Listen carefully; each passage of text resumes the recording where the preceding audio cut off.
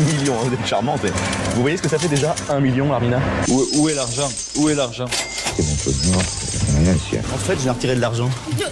Amis, ouvrez vos cœurs, non n'ayez pas peur, l'argent ne fait pas le bonheur. Shut up and take my money.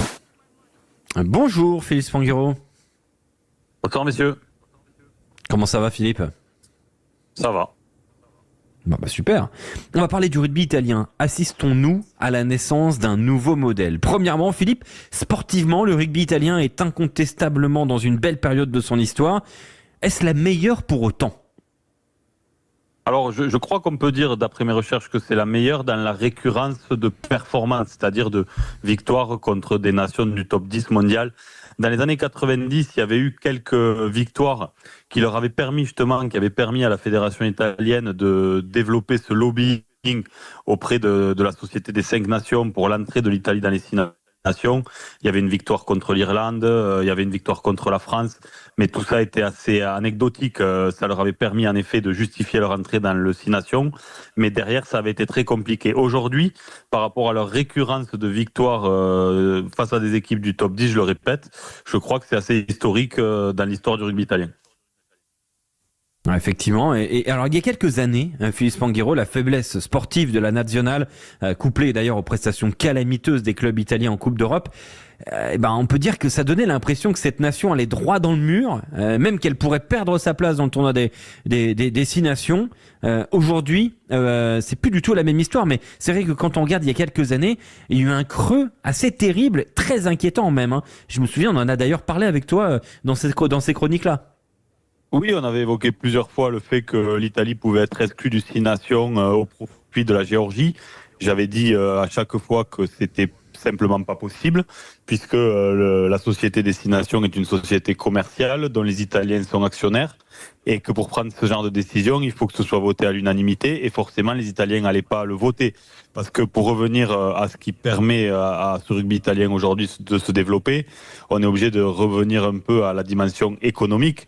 Et aujourd'hui, ce rugby italien, il est construit sur un budget d'environ 50 millions d'euros. Et quand vous regardez comment il est ventilé, il y en a plus de 20 qui proviennent directement des redevances du 6 nations. Et après, sur les revenus marketing et billetterie, la plupart des revenus indirects proviennent aussi du 6 nations. Donc vous voyez bien que le rugby italien, dans son développement et dans son économie, repose énormément là-dessus.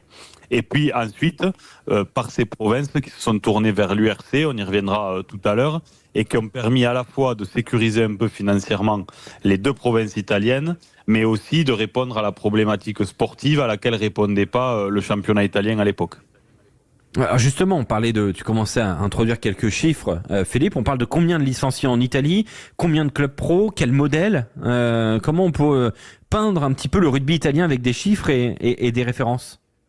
C'est un modèle assez atypique. Alors, j'ai pas réussi à trouver beaucoup d'informations sur le travail de leur formation, donc je m'arrête vraiment à la structuration et à l'économie. Donc, il y a environ 70 000 licenciés en Italie aujourd'hui, en 500 répartis sur 500 clubs. 10% de filles, il y a une croissance à peu près équivalente à celle qu'on vit en France sur le rugby féminin, et je le dis souvent, c'est un levier de développement fort pour notre sport et pour les fédérations. En plus, le rugby italien performe plutôt chez les filles avec un quart de finale sur la dernière Coupe du Monde et puis des prestations quand même intéressantes dans le 6 nations.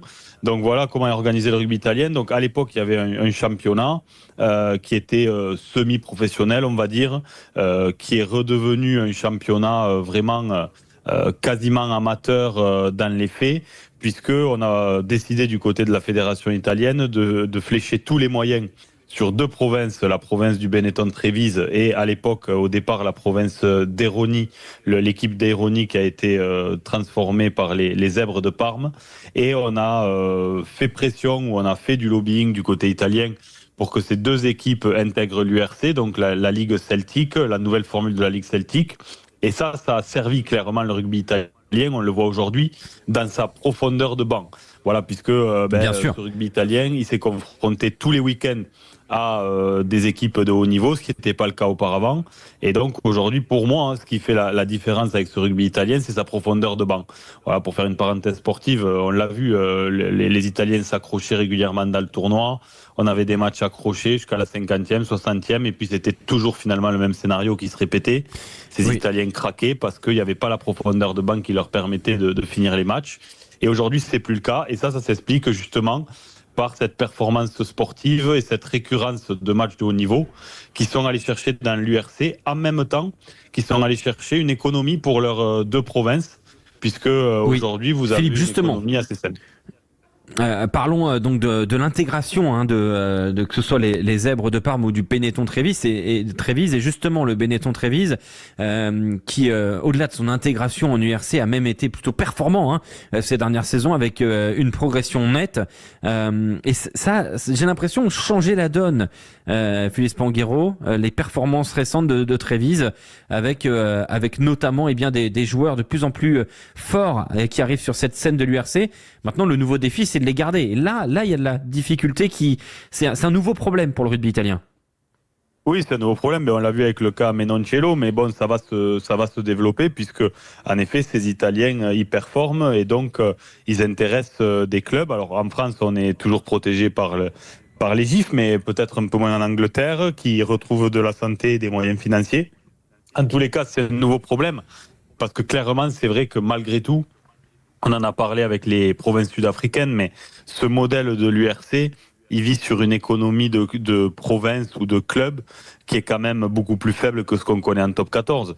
Vous avez le Benetton-Trévise qui tourne à un budget, d'après les informations que j'ai, qui sont pas précises à l'euro près, mais qui se rapprochent de 13,5 millions d'euros de budget. Vous voyez ce que c'est, ramener ne serait-ce qu'à notre Pro D2 à nous.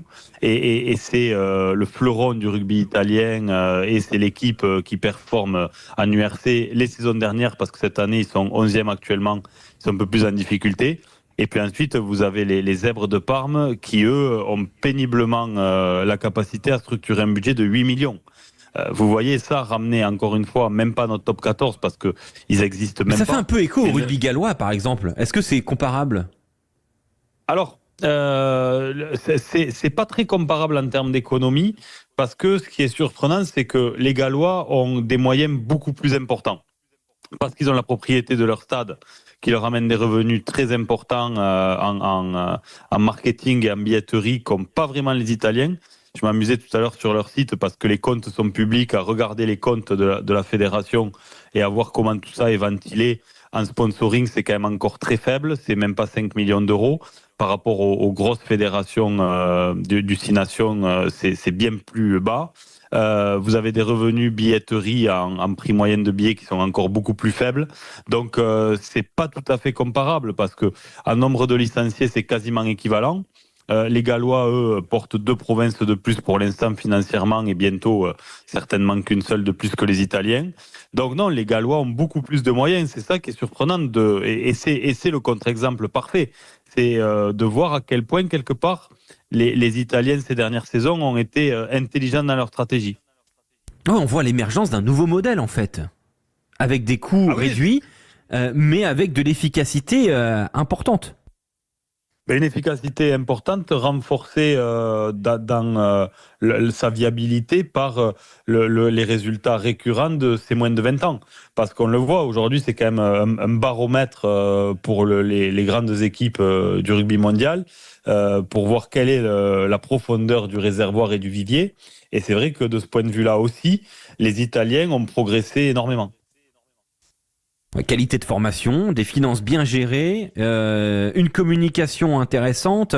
Dans les structures du rugby international, il y a eu la candidature d'Andrea Rinaldo à la présidence de World Rugby, qui ont quand même, malgré tout, ça a permis quand même de mettre l'Italie sur la carte en termes dans les commissions, j'imagine, peut-être un peu plus présent. Et puis surtout, l'arrivée de Gonzalo Quesada comme sélectionneur a amené aussi un souffle nouveau. On sent que il y a dans toutes ces pièces-là du puzzle, celui qui met tout en œuvre, c'est Gonzalo Quesada. Et pour l'instant, il est en réussite. Il est en réussite et puis au-delà de ça, c'est toujours pareil, mais pour qu'il y ait vraiment cette dynamique qui s'installe, il faut une fierté d'appartenance à son maillot. Et c'est ce qui est en train de se passer du côté italien, renforcé par les résultats. Parce qu'aujourd'hui, vous avez toutes les grandes nations du monde, et encore Fabien Galtier, il y a quelques jours, qui le dit, alors plus ou moins pour jouer la com et pour enlever un peu de pression à son équipe, mais il dit que l'équipe d'Italie est en capacité de gagner le tournoi. Et avant que le tournoi démarre, la plupart des sélectionneurs ont dit Écoutons-le que justement, l'Italie... Philippe. Écoutons-le, Fabien Galtier qui parle de l'Italie. On écoute.